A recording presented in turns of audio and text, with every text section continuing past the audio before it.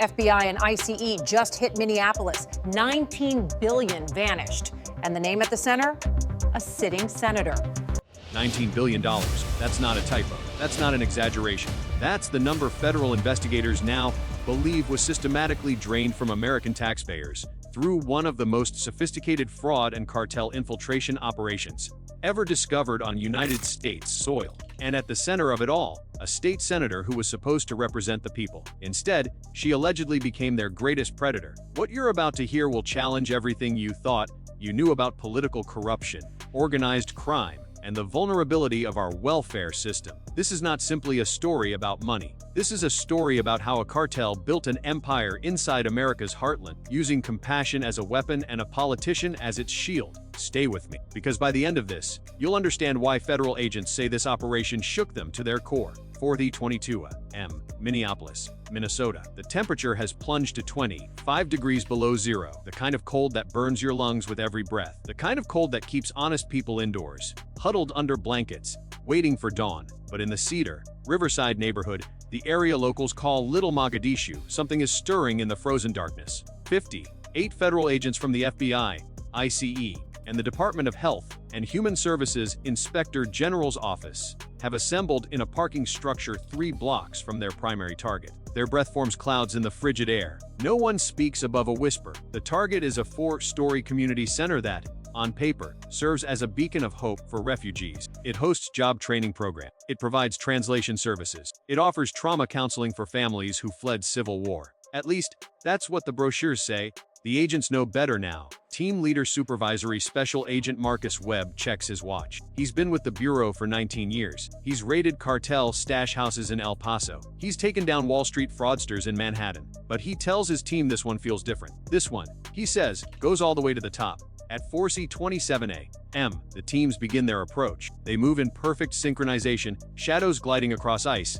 slick streets, no sirens, no flashing lights. Just the crunch of tactical boots on frozen pavement and the low hum of idling SUVs positioned at every exit point. They stack at the main entrance. The battering ram is raised. For 3 heartbeats, nothing moves. Then the world erupts. The door splinters inward. Flashbang grenades detonate in rapid succession, turning the lobby into a strobe-lit nightmare. Agents pour through the breach like water through a broken dam, their voices cutting through the chaos with practiced precision. FBI, get on the ground. Don't move. Hands where we can see them. Inside, the scene is pandemonium. Office workers scramble for exits that are already blocked. Papers fly through the air like frightened birds. Computer monitors glow with half-finished documents that will never be completed. Someone is screaming in Somali. Someone else is praying. But Agent Webb isn't interested in the front offices. He knows the real secrets aren't kept where visitors can see them. He leads his team deeper into the building, past the reception desk with its cheerful posters about refugee services, past the conference room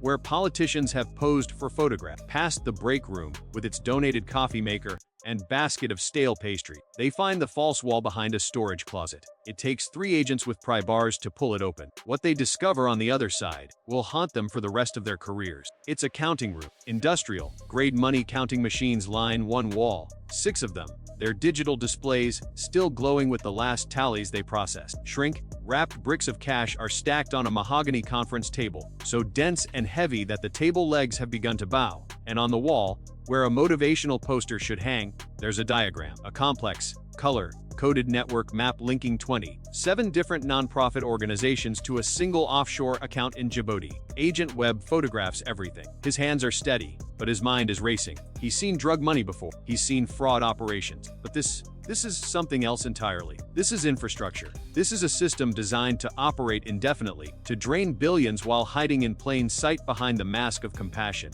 The agents crack open a private safe with forensic drills. Inside, they find what they've been searching for, the master ledger, a detailed accounting of every dollar stolen, every ghost patient, every payment made to keep the machine running smoothly. The numbers are staggering. In 3 years, this network siphoned nearly $19 billion from state and federal welfare programs. They exploited Medicaid. They manipulated food assistance. They drained childcare subsidies meant for struggling families. And they did it with such precision, such calculated efficiency, that auditors never even noticed the bleeding. But here's what makes this story truly terrifying. This wasn't just fraud. This was cartel logistics. To understand what happened in Minneapolis, You need to understand the three pillars that held this empire together: the ghost patients, the shell organizations, and the political shield. The ghost patients came first. Just hours after securing the community center, a secondary team raided a location listed as the Somali Community Wellness Center in South Minneapolis. According to Medicaid billing record, this clinic was providing trauma counseling and autism therapy to 5,000 patients every single week. The invoices showed detailed treatment plans, progress notes,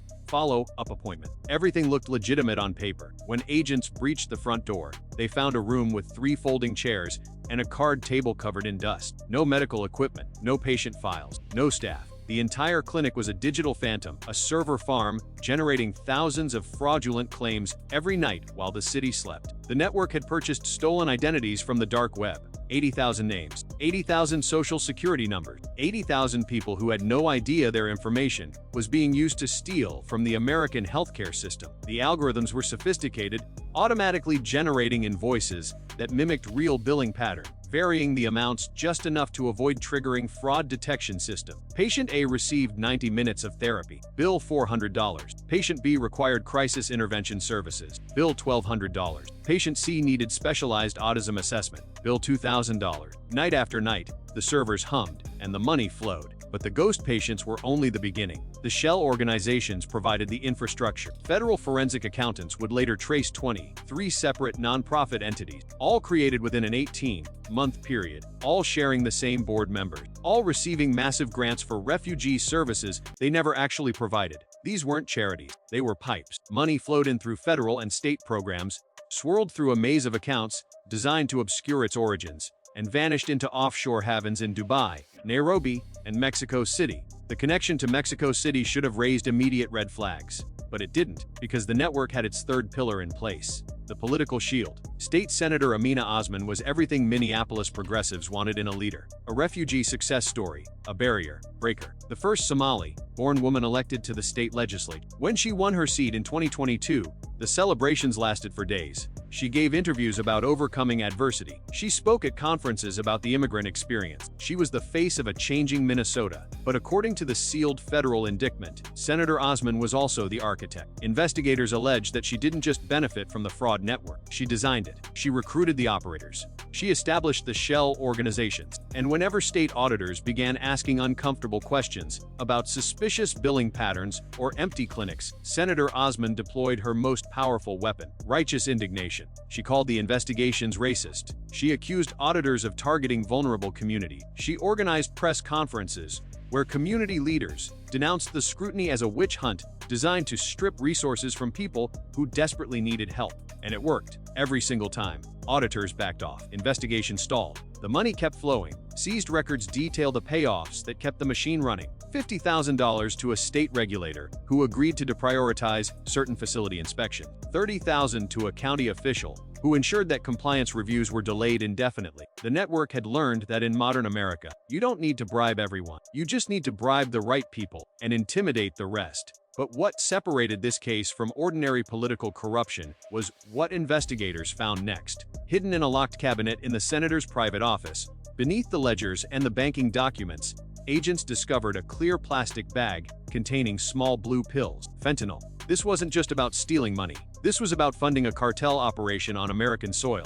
At 15:15 a.m., while teams were still processing the community center, a second tactical unit moved on a massive warehouse in the industrial district of Burnsville, 15 miles south of Minneapolis. On paper, this facility was registered as a food distribution hub for the nonprofit network. It was supposed to be storing humanitarian supplies: rice, flour, cooking oil, items destined for struggling refugee families. When the DEA Special Response Team breached the loading dock, the chemical smell hit them immediately: sharp, acrid, the kind of smell that makes your eyes water and your throat burn. This wasn't a food warehouse. This was a drug processing facility. Hidden inside bags of basmati rice labeled for humanitarian distribution, agents found thousands of vacuum-sealed bricks of fentanyl. Some bore the distinctive scorpion logo of the Sinaloa Cartel. Others were stamped with marking that DEA analysts later connected to CJNG operations in Jalisco. The Minneapolis network wasn't just working with one cartel. They were working with multiple suppliers, playing Mexican criminal organizations against each other to secure the best prices for their product. The scheme was circular and devastatingly efficient. The network stole billions from American taxpayers through welfare fraud. That cash was laundered through shell companies in Dubai, Nairobi, and Mexico City. The clean money was used to purchase high-purity fentanyl from cartel suppliers. The drugs were shipped back to Minnesota, hidden inside humanitarian aid shipments that no one thought to inspect. And the fentanyl was sold on American streets, generating even more profit to fuel the cycle. Federal agents estimate that this single network was responsible for distributing over 2 million fentanyl pills across the upper Midwest in the past 18 months alone. 2 million pills, each one potentially lethal, each one paid for, in part, by American tax dollars that were supposed to help refugees build new lives. But the human cost went even deeper than the drugs. In the basement of the Burnsville warehouse, behind a reinforced door that required cutting tools to breach, agents discovered a room that will haunt everyone who entered it. 47 people were inside. Somali nationals, mostly young men and women in their 20s and 30s. They weren't employees. They weren't volunteers. They were prisoners. These individuals had been trafficked into the United States under the guise of legitimate refugee resettlement. They arrived believing they were being sponsored by charitable organizations. They thought they were starting new lives in America. Instead, their passports were seized the moment they cleared custom. They were told they owed $50,000 each for their travel, and they were put to work in the drug packaging lines, handling toxic precursors with no protective equipment, no ventilation, no hope of escape. If they refused, they were shown photographs of their families back in Somalia. Addresses were recited. Threats were explicit. Work or your mother dies. Work or your sister disappears. Work or everyone you love suffers for your disobedience. Investigators recovered rosters documenting over 1,800 individuals who had been funneled through this pipeline over a 3-year period. Some were enrolled as welfare recipients, their identities used to generate fraudulent claims. Others vanished entirely into drug distribution crews operating across Minnesota, Wisconsin, and the Dakotas. A state senator sworn to protect her constituents was allegedly running a modern slave operation, funded by the very welfare programs designed to help the vulnerable. As the sun rose over Minneapolis, the political shield finally shattered. At 7:14 a.m., FBI agents converged on a lakeside residence in the wealthy suburb of Wayzata. The home was valued at $8 million. Property records showed it was owned by a shell company registered as a homeless assistance nonprofit. Senator Amina Osman was inside, frantically attempting to pack a suitcase when agents breached the front door. She wasn't wearing her signature designer suits. She wasn't flanked by aides and attorneys. She was alone, desperate, and finally exposed. Agents placed her in handcuffs as she muttered that she had no comment. But the evidence spoke volumes. The indictment contained 47 counts: wire fraud, healthcare fraud, money laundering, conspiracy to distribute controlled substances, human trafficking facilitation. Each charge carried years, potentially decades, in federal prison. The refugee success story, the barrier breaker, the face of progressive Minnesota, was led away in restraints while news helicopters circled overhead. But Senator Osman was just one node in the network. Operation Frozen Shield was only beginning. Simultaneously, across the Minneapolis metropolitan area and beyond, federal teams executed coordinated raids on 29 separate locations. The dominoes were falling, and they were falling fast. In Brooklyn Park, agents hit a daycare center that had billed the state for $3 million in childcare subsidies over 2 years. The facility had never actually cared for a single child. It was another ghost operation, another pipe for stolen money. In Bloomington, teams raided a money transfer business that had wired over $40 million to accounts in Somalia, Kenya, and the United Arab Emirates. The business owner attempted to flee through a back door. He made it approximately 30 feet before being tackled by IC agents. In St. Paul, investigators executed warrants on the offices of a nonprofit that claimed to provide job training for refugees. They found no training materials, no student records, no evidence of any legitimate programming whatsoever. What they did find was a sophisticated communications hub, encrypted servers linked to cartel contacts in Culiacan and Guadalajara. By noon, federal agents had arrested 47 individuals connected to the network. They had seized $79 million in cash and assets. They had recovered over 800 pounds of fentanyl, enough to kill every resident of Minnesota several times over. And they had exposed a corruption network that reached far deeper than anyone had imagined. The investigation revealed that the network had compromised law enforcement at multiple levels. 14 police officers across 3 departments had accepted payments to ignore suspicious activity at network locations. 2 county sheriffs had provided advance warning of planned inspections. A Border Patrol supervisor in a neighboring state had allegedly facilitated the entry of trafficking victims in exchange for monthly payments deposited into an offshore account. The system wasn't just infiltrated, it was colonized. Honest officers who had spent decades building careers in public service discovered that colleagues they trusted had been working for the cartel all along. One veteran Minneapolis detective, when interviewed after the raids, broke down in tears. He said he had trained some of these officers, he had trusted them with his life, and they had sold everything out for cartel money. Federal investigators believe this is not an isolated case. Similar networks may be operating in Ohio, Michigan, and Washington state. The methodology developed in Minneapolis, the combination of welfare fraud, political cover, and cartel logistics, represents a template that criminal organizations are actively replicating. The fallout from Operation Frozen Shield continues to ripple across the nation. Minnesota has initiated a comprehensive overhaul of its welfare verification system. Enhanced identification protocols, mandatory site inspections, and AI-powered claim auditing have already reduced suspected fraudulent enrollments by 72% in preliminary testing. But the damage has been done.